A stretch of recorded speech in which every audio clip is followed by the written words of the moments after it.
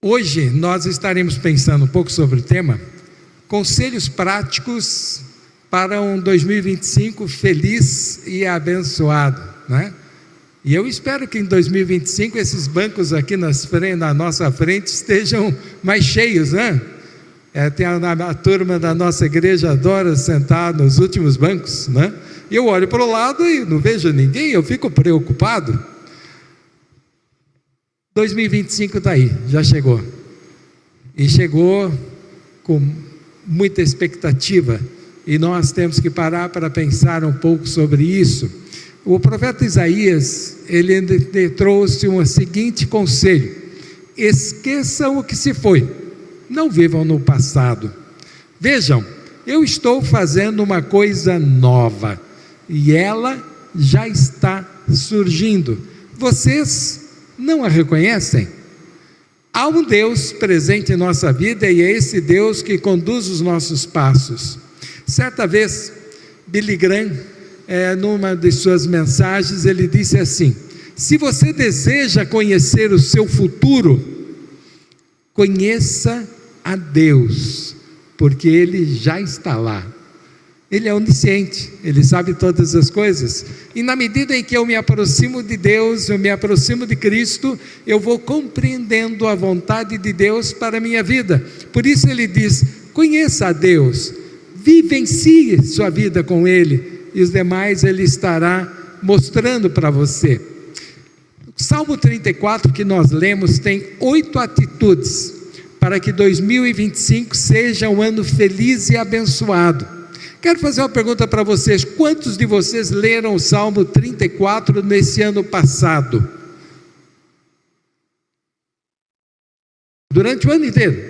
Salmo 34 é um dos salmos mais belos. Você não precisa levantar a mão, mas você vai recordá-lo novamente. A primeira atitude que o salmista nos mostra é: tenha gratidão pelas bênçãos recebidas e adore ao Senhor com as suas atitudes. Tenha gratidão. Ele diz assim: bendirei o Senhor o tempo todo, os meus lábios sempre o louvarão. Minha alma se gloriará no Senhor. Ouçam os oprimidos e se alegrem. Proclamem a grandeza do Senhor comigo, e juntos exaltaremos o seu nome. Quando a gente lê esses versículos, a ideia central desses versículos é a seguinte: no primeiro versículo, use seus lábios para agradecer, e não para reclamar ou resmungar. Por isso ele diz: os meus lábios sempre te louvarão. Se você olhar para trás, nesse ano que passou, se no final do ano você olhou para trás e você não teve palavras de adoração, se você ficou pensando nas dificuldades do ano passado, se você reclamou mais do que você agradeceu, alguma coisa está errada. E ele diz assim: os meus lábios sempre te louvarão. Quando você olha para as bênçãos, você percebe que as bênçãos superam as dificuldades, as adversidades, os problemas. No segundo versículo, ele diz: minha alma se gloriará no Senhor. Ouçam os oprimidos e se alegrem. A primeira ideia que esse texto nos traz é: alegre-se. Seus problemas são pequenos diante das adversidades que outras pessoas sofrem ao seu redor. Essa é a primeira ideia. Os meus problemas são pequenos diante dos problemas maiores das pessoas que estão ao meu redor e que muitas vezes eu me empatizo com elas. A segunda ideia é que aqueles que estão vivendo as adversidades da vida olhem também para o Senhor, vivam uma vida espiritual e naturalmente verão bênçãos de Deus em sua vida. O terceiro versículo diz: proclamem a grandeza do Senhor comigo, juntos exaltemos o seu nome. O que ele está dizendo? Olha, vamos nos juntar e olhar para o tempo que passou e quantas bênçãos Deus nos deu. Para a nossa igreja, mudou alguma coisa de 31 de dezembro de 2013 para 31 de dezembro de 2014. Vocês notam alguma diferença? Tem alguma diferença? Nenhuma? Olha aqui no santuário. Mudou alguma coisa? Ar-condicionado. Aqui foi comprado esse teclado.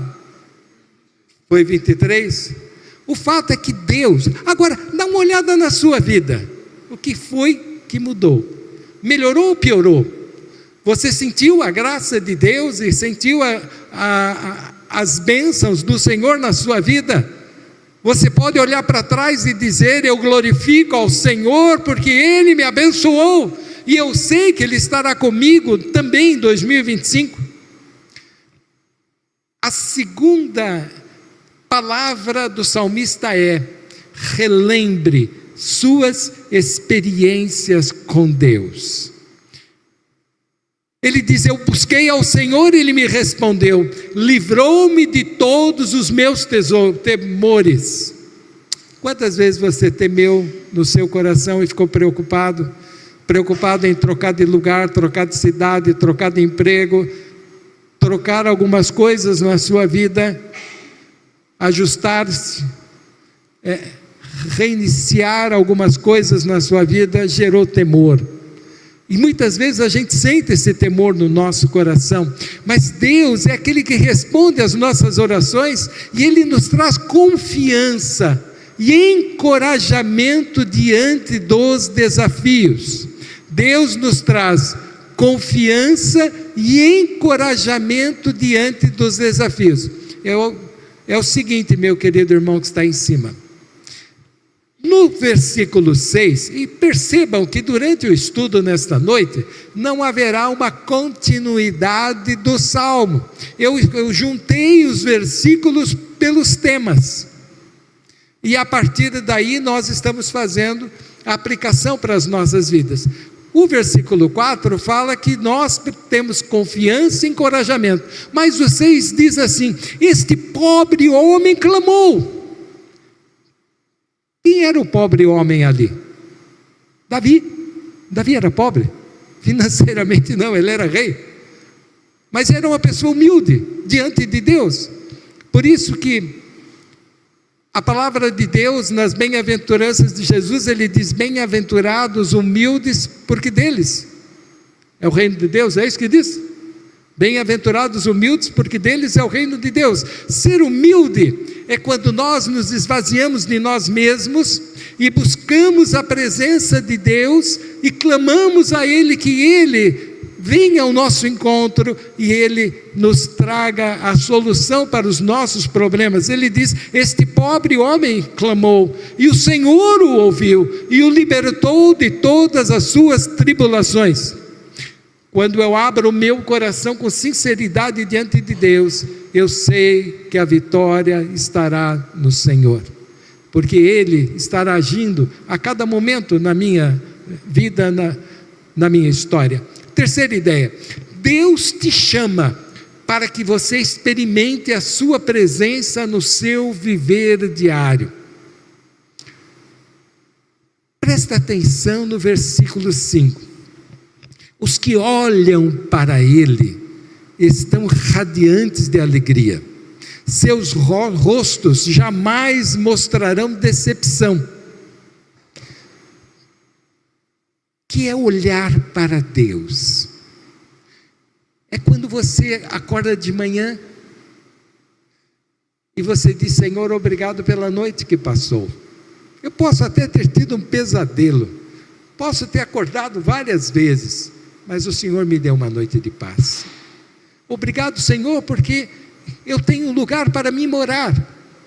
Eu tenho meu café com leite, tenho meu pãozinho para o meu café da manhã, matinal. Eu tenho minha família ao meu redor. Se você é casado, eu tenho o meu cônjuge. O Senhor tem me dado tudo que eu preciso para mim viver. O Senhor tem me dado um emprego. O Senhor tem me dado o pão nosso de cada dia. Nada me tem faltado. Então, quando eu olho para o Senhor, eu tenho alegria no meu coração, e eu não me decepciono com Ele, porque Ele me acompanha nas pequenas necessidades da minha vida. Por isso que o versículo 10 diz assim: os leões podem passar necessidade e fome, mas os que buscam ao Senhor, de nada tem falta. Eu contei alguns anos atrás aqui uma experiência que eu tive quando eu tinha mais ou menos 9 anos de idade, 10 anos. Meu pai tinha sofrido uma falência, era 1966. Meu pai havia sofrido uma falência. E ele saía para trabalhar e ele nada ganhava muitas vezes. E às vezes ele saía na segunda, voltava na sexta, e chegava na sexta, minha mãe perguntava para ele como é que foi. Ele dizia: infelizmente Cida foi ruim, deu para pagar apenas a despesa da Kombi que ele usava para viajar. Um dia de manhã, minha mãe olhou a pequena despensa, e era bem pequena mesmo. Nós éramos 5 filhos, faltava o arroz, faltava o feijão, faltava o macarrão, faltava tudo. E ela me disse: Nilson, vai lá até o Pinga Fogo, que era um pequeno supermercado da Avenida São Paulo, e compra lá com o seu Joaquim. Me deu a cadernetinha para mim ir lá comprar. E eu fui. Só que quando eu peguei as coisas que ela tinha pedido, poucas coisas, coloquei naquela época usavam uma outra coisa que não era carrinho, para separar as coisas. E quando eu fui passar do caixa, ele olhou para mim e disse: fala para tua mãe que teu pai faz 3 meses que não paga a conta. Ele é caloteiro. Se ele não pagar a conta, eu não vendo. E eu passei pelo caixa sem nada. Cheguei em casa, disse: mãe, o seu Joaquim disse que o papai não paga há 3 meses, ele não venderá mais nada para nós.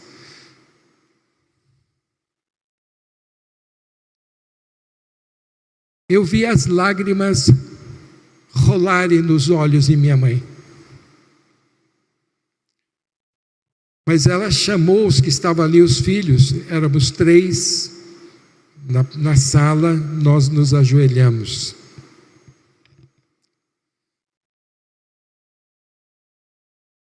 E ela pediu.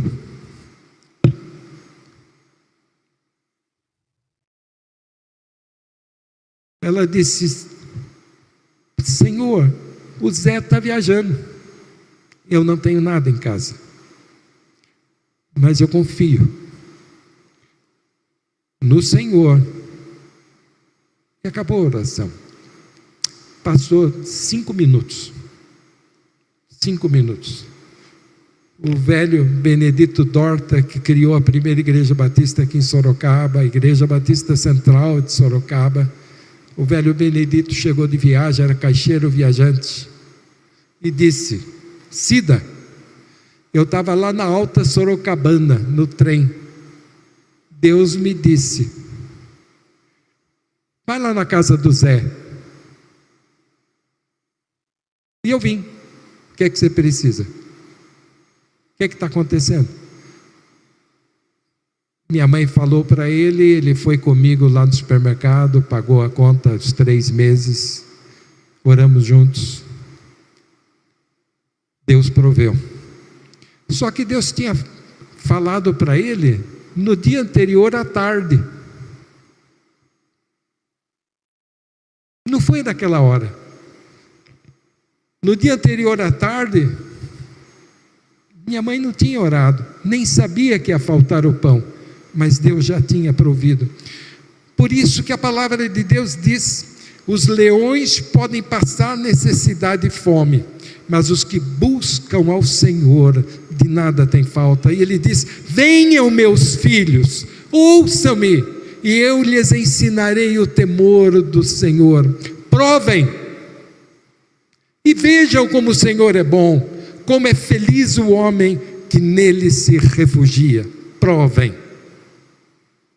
Quando eu ouço essa palavra, provem. Tive uma avó que era esposa de João Batista, foi diácono na década de 60. Minha avó, quando a gente passava as férias, 30 dias na casa dela, os menores. E nós íamos com ela na feira. E às vezes chegava na barraca de laranja, o feirante dizia assim: Dona Isabel, a laranja está doce como mel. Era isso que ele dizia. Prova, Dona Isabel, e leva a laranja. E ele descascava aquela laranja e dava para ela. E ela dava metade para a gente. E ela perguntava para a gente: está doce, Nelinho? Era a pergunta que ela me fazia. E eu respondia: está doce, vovó. E aí ela levava a laranja. Sabe, a mesma coisa se aplica na vida espiritual. A palavra diz: veja que o Senhor é bom, prove. Como é feliz o homem que nele se refugia. O versículo 5 diz que Cristo jamais nos decepcionará. O versículo 10 diz que os que buscam o Senhor de nada tem falta, porque Deus provê as nossas necessidades. O versículo 11 diz: tenha ouvidos atentos à voz de Deus. Mas o versículo 8 diz: prove o sabor da graça de Deus no seu coração. Se você ainda não tomou uma decisão ao lado de Jesus, prove o sabor da graça de Deus no seu coração, recebendo-o pela fé. Viva intensamente sua fé. Segundo Crônicas 20 diz assim: tenham fé no Senhor, o seu Deus, e vocês serão sustentados.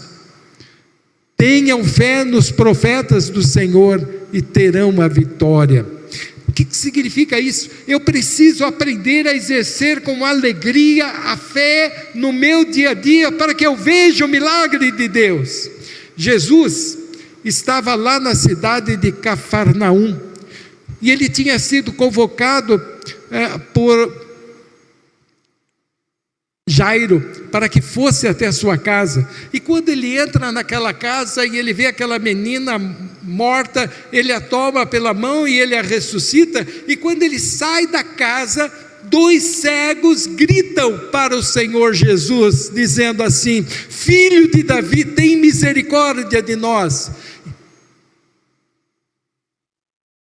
E ele olha para aqueles cegos e faz uma pergunta especial para eles: vocês creem que eu sou capaz de fazer isso? E eles respondem: sim, Senhor, nós cremos. E Jesus, tocando os olhos daqueles 2 cegos, ele os cura. E a palavra diz que Jesus disse que lhe seja feito segundo a fé que vocês têm. Não há como eu receber a graça de Deus, não há como eu receber o milagre de Deus, não há como eu sentir a cada dia a presença de Deus, se no meu coração a fé não estiver palpitando tanto quanto palpita o meu coração, tanto quanto ele trabalha. Essa fé precisa trabalhar a minha mente, trabalhar a minha vida e me levar a compreender o amor de Deus.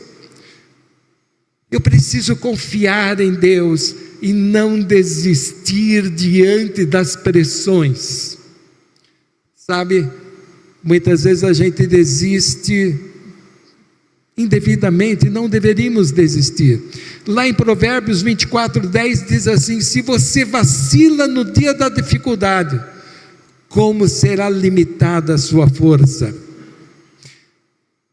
Não desista, creia, confie, entregue ao Senhor a ansiedade do seu coração.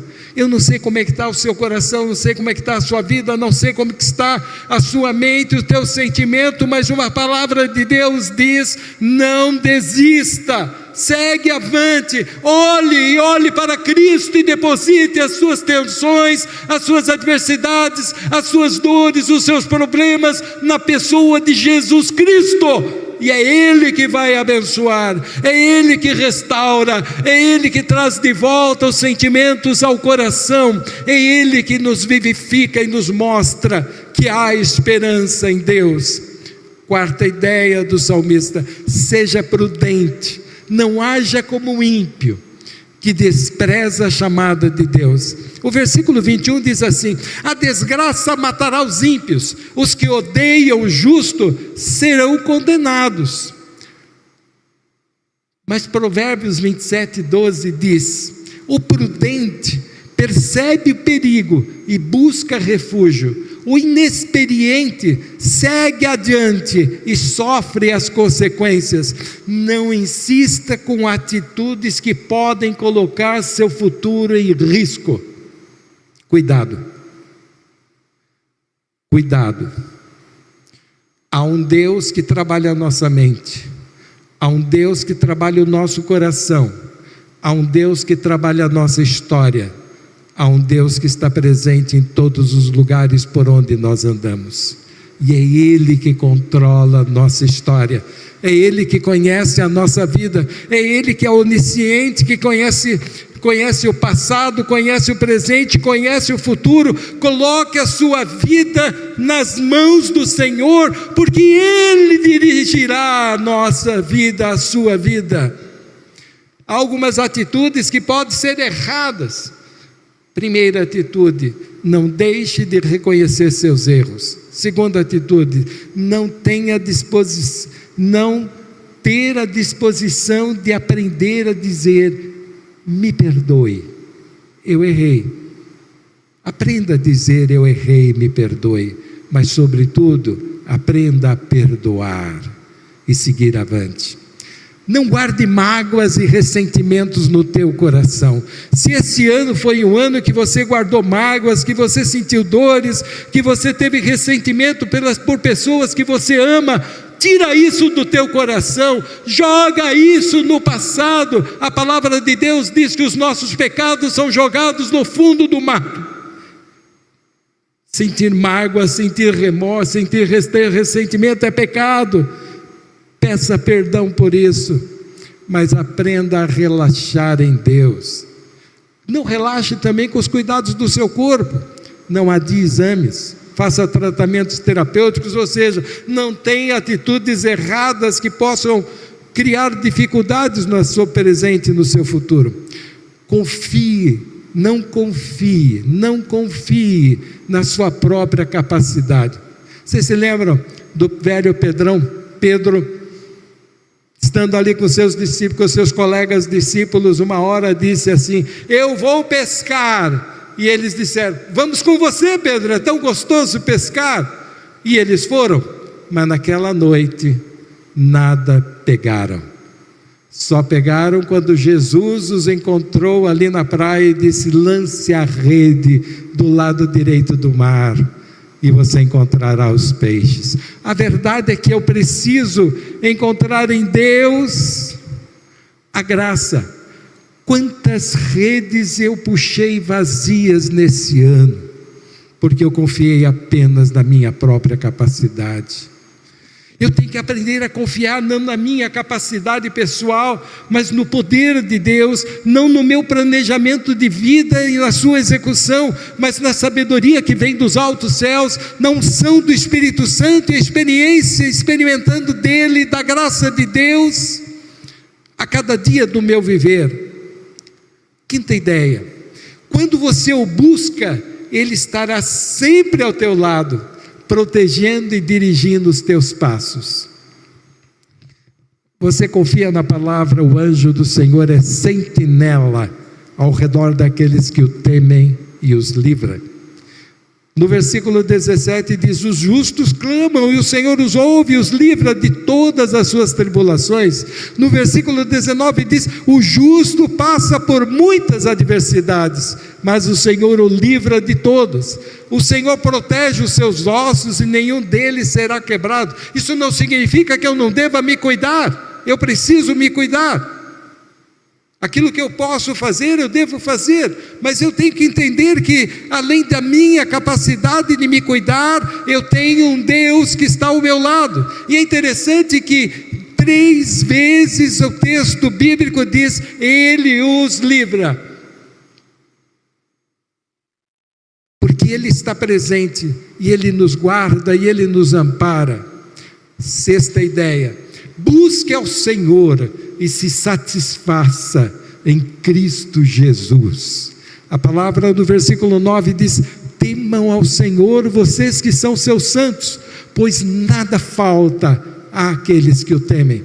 Lá no Salmo 111:10 diz: o temor do Senhor é o princípio da sabedoria, todos os que cumprem os seus preceitos revelam bom senso, ele será louvado para sempre. Uma palavra de advertência. Russell Shedd, que só vamos vê-lo agora lá no céu, eu tive a alegria de tê-lo como conferencista de uma das igrejas que pastoreei.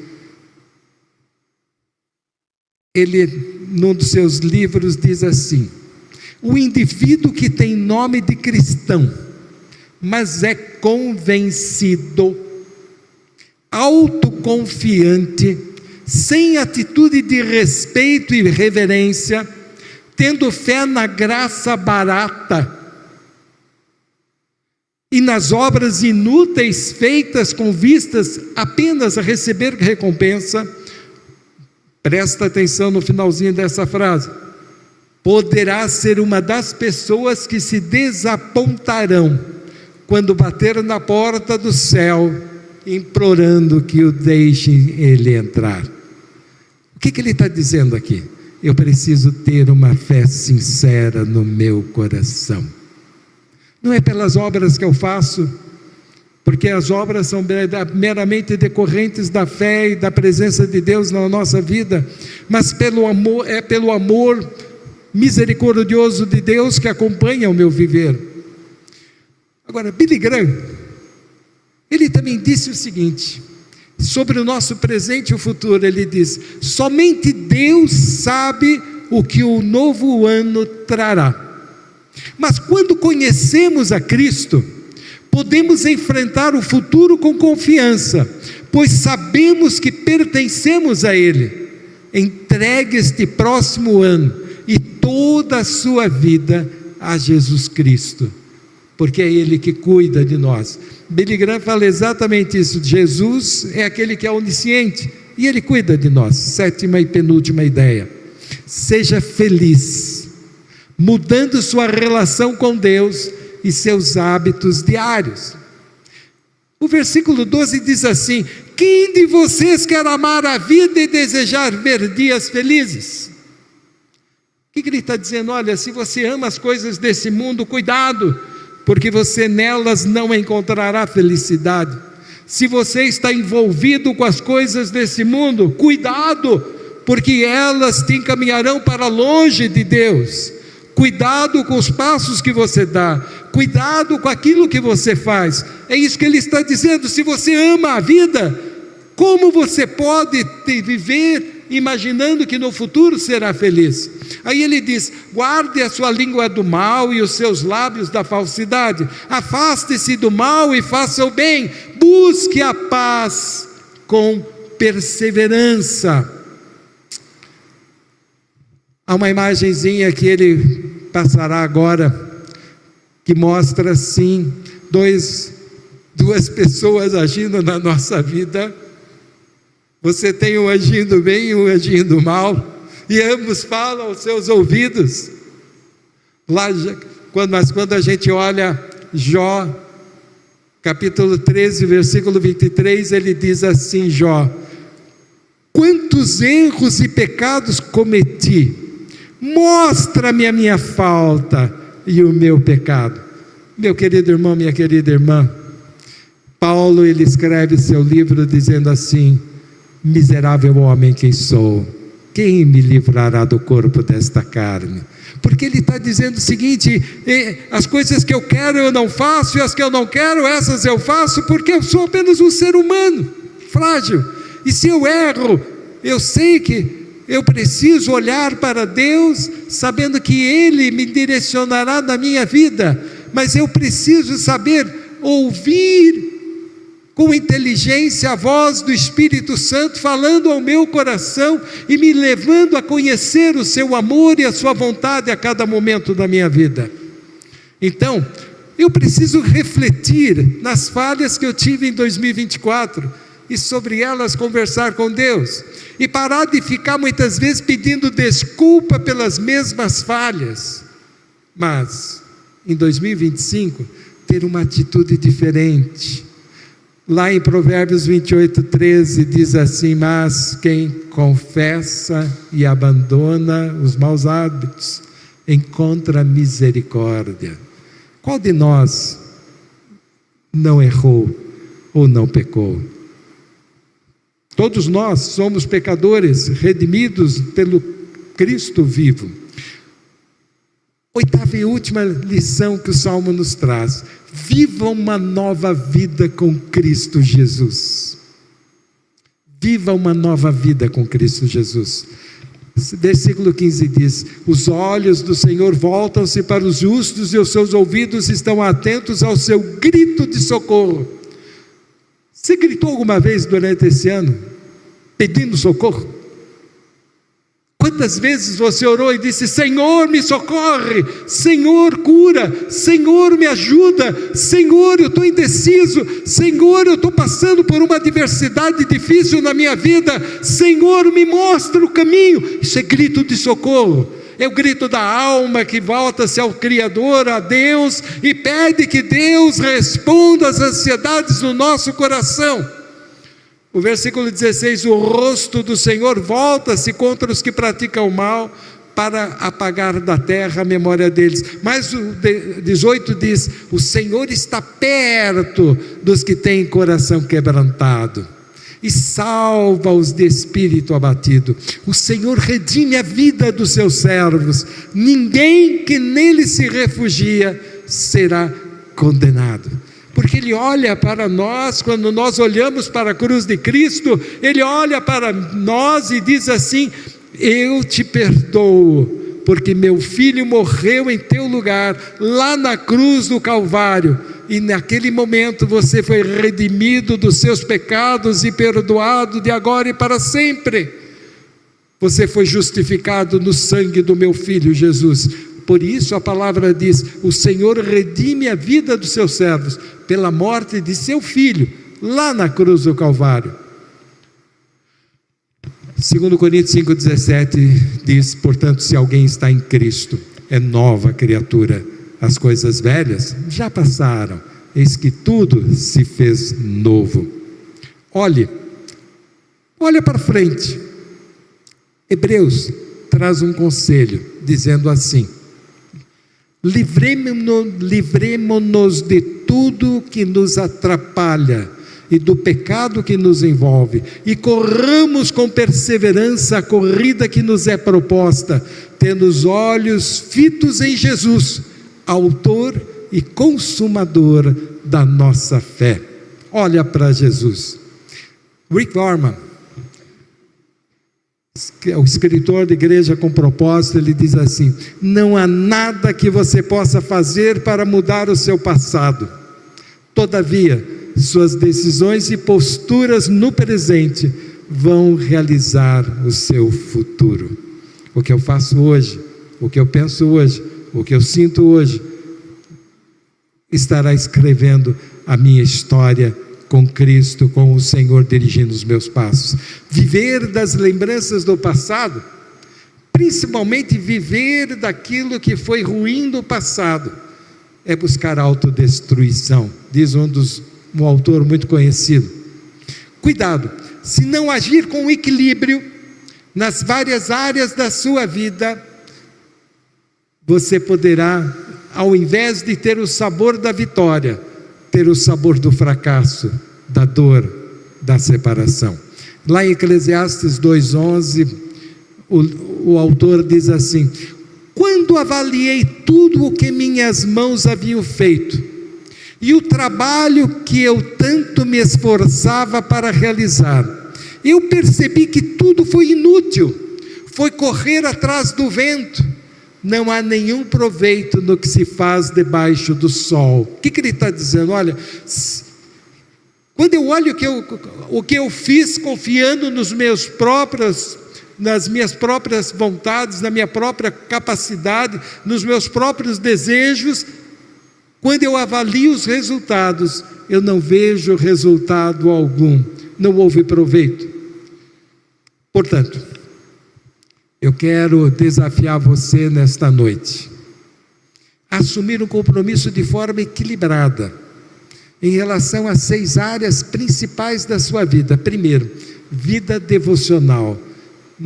Não deixe de lado conhecer a Jesus. Esse ano nós vamos passear pelas epístolas pastorais de Paulo e os demais autores e procuraremos conhecê-lo. Mas também considere como área vital na sua vida a sua família. Priorize a sua família.